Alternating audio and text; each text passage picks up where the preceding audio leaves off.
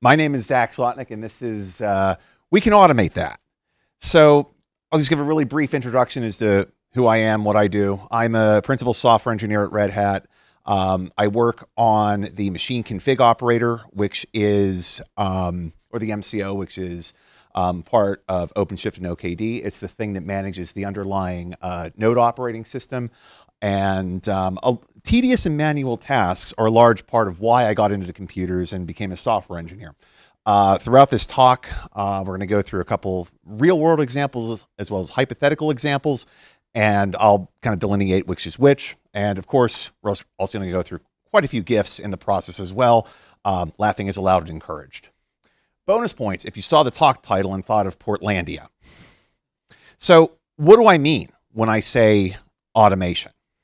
So for me, automation is any one of these things. It could be that one-liner that's in your shell history, some custom CLI tool that you built to do something, CI and CD systems that automatically build and deploy your code, config management to push configs to a whole large fleet of machines, infrastructure as code systems like Terraform to bring up or tear down cloud infrastructure. So, what should be automated? So things that are tedious, manual, take a lot of time, that very repetitive, things where speed or consistency, reproducibility are important, anything safe, anything that's really safety critical. So just some general examples like app deployments, service maintenance, infrastructure, and of course, building and testing software. Although I use this, not everything should be automated. And so if there's things that shouldn't be. So like anything that's in like a critical path where a human might need to make a decision about, okay, do this or don't do this. We can see that, George Jetson is on his treadmill here. And, some people want to automate everything, but they don't think about necessarily whether or not they should. Anything that, deals with reviews and approvals. You can add automation to help with the review process. You can add automation to help the fulfillment process, but someone needs to come along and say, yeah, that's approved or nope. As well as graphical applications like, just automating, moving windows around and things like that, except for automated testing. So are there different styles of automation? So there's three that I'm aware of that I've put into this talk. The third one is kind of a newcomer, but the first two are things that are more tactical automation versus strategic automation.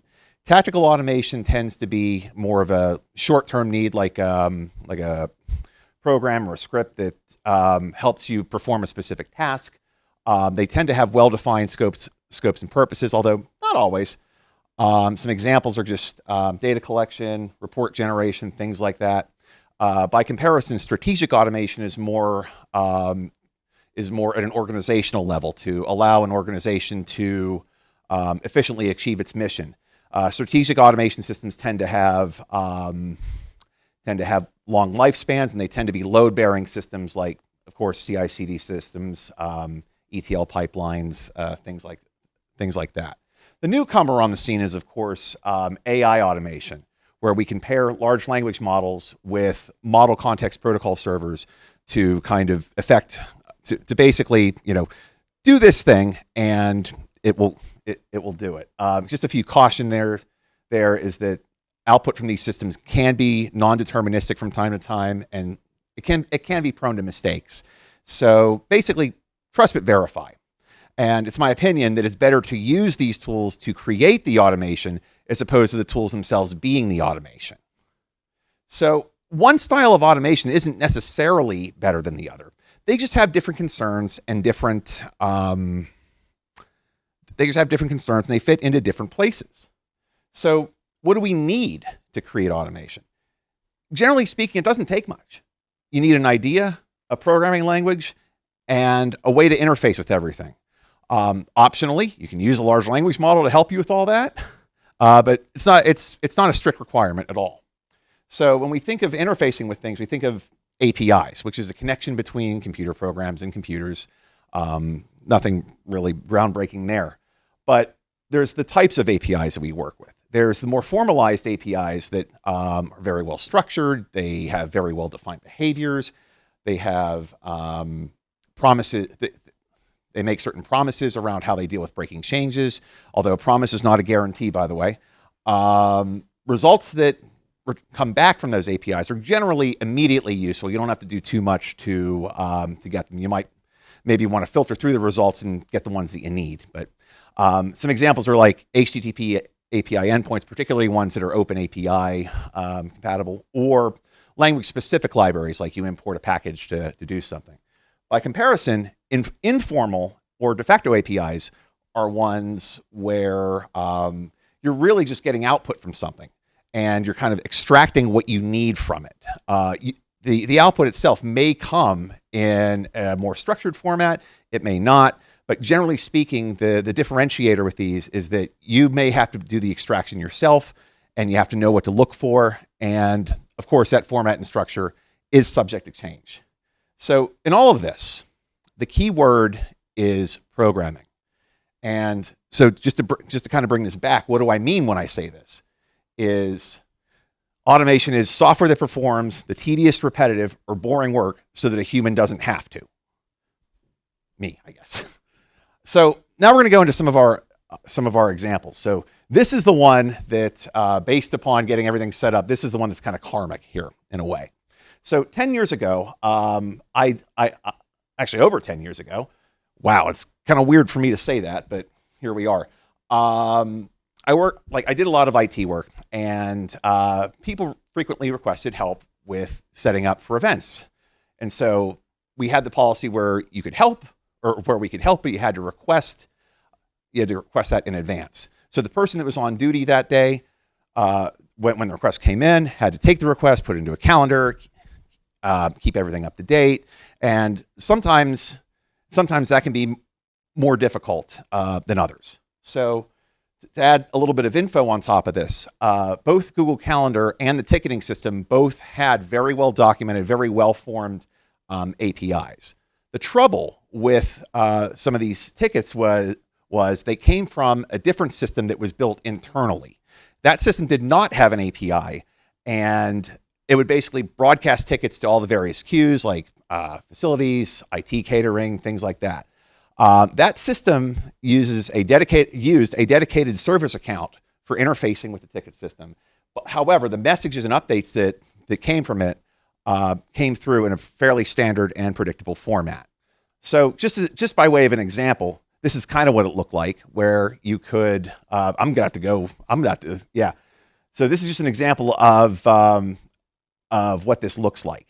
And basically the solution here was a Python program that just scrapes, that scraped all that, ran it through regular expressions and reconciled it with the calendar. So the outcome was that the events were always kept up to date.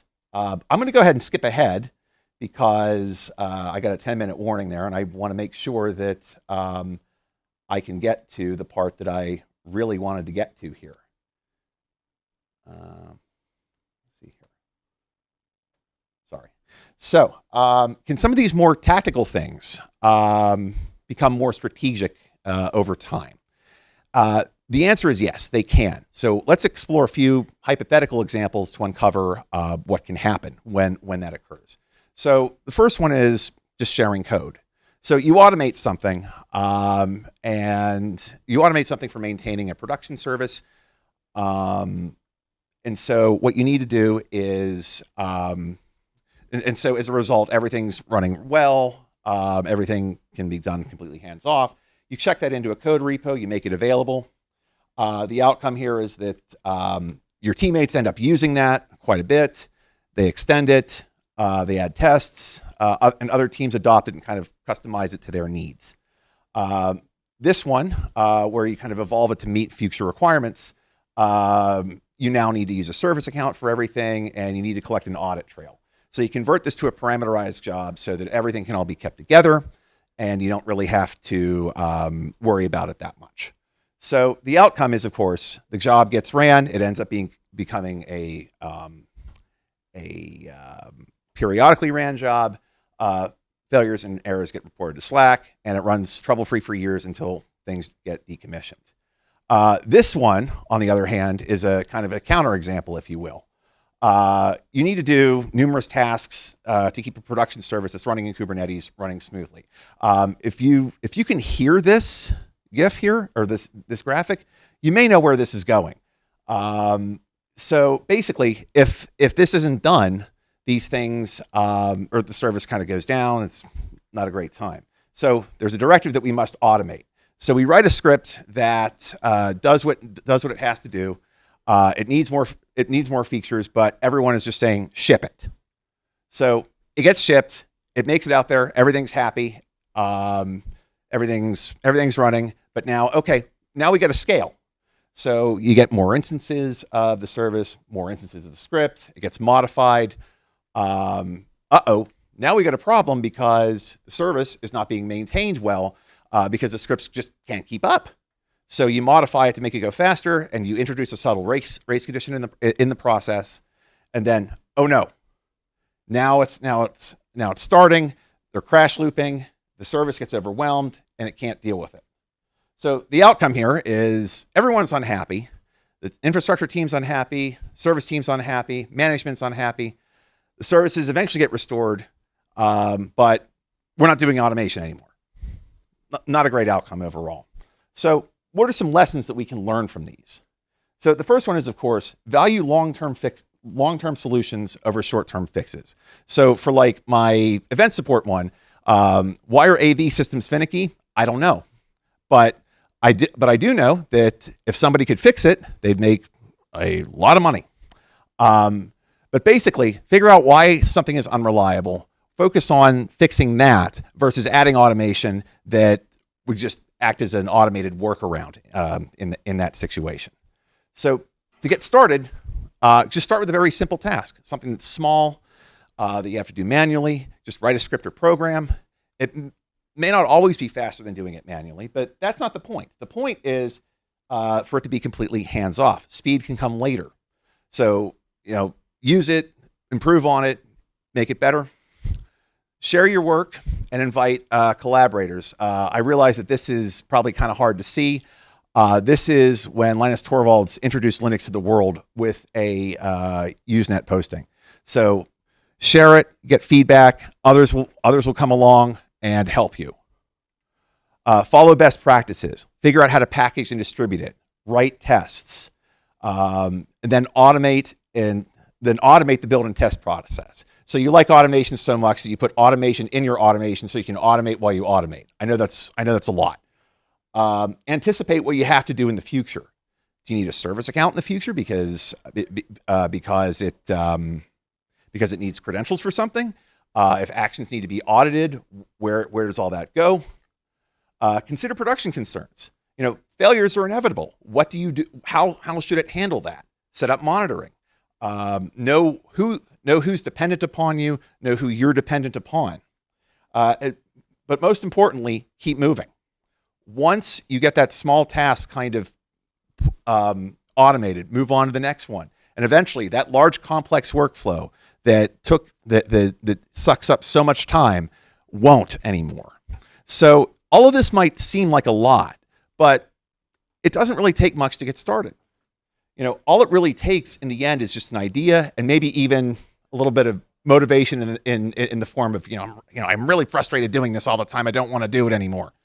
But the bottom line is, if you've wanted to make that tedious task completely disappear by automating it, this is my advice. Do it. Just do it.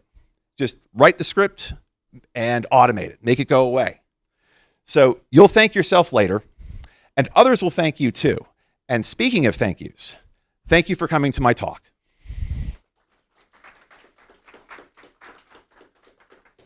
I'm sorry I had to cut out a bunch of it, but it is what it is.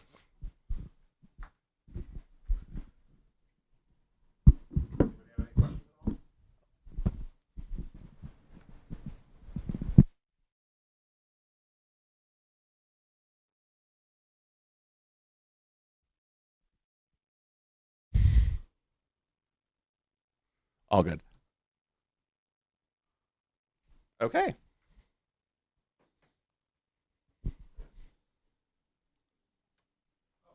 Oh, Go ahead. Thank you. How do you recognize when you are facing the difference between tactical and strategic automation? Because typically a lot of these tactical things can appear to be strategic and not be, or, like there's a fair amount of gray area between them. How do you differentiate them? So how do you differentiate? So if I'm hearing that correctly, how do you differentiate between what the more tactical and strategic concerns when there's a lot of gray area? So the way that I tend to view it is more like will I use the thing again?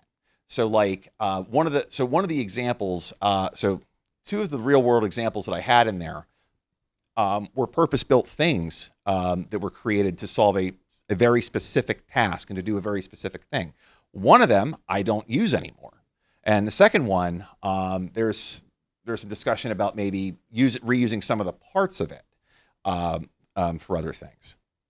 And so, yeah, so in my mind, it's more of like, does the thing get used frequently? Who all's using it? And, like if it's frequently being used, then it can become more strategic over time. But if it's something that's just, like, okay, I needed to do this task and I wrote this program to do it, then it's probably more on the tactical side than everything. I mean, things can go both directions. It's not just one or the other. There is kind of that spectrum there of tactical versus strategic. So it's not black or white, or black and white. I mean, I hope that answers your question. It does. Yes. Thank you. You're welcome.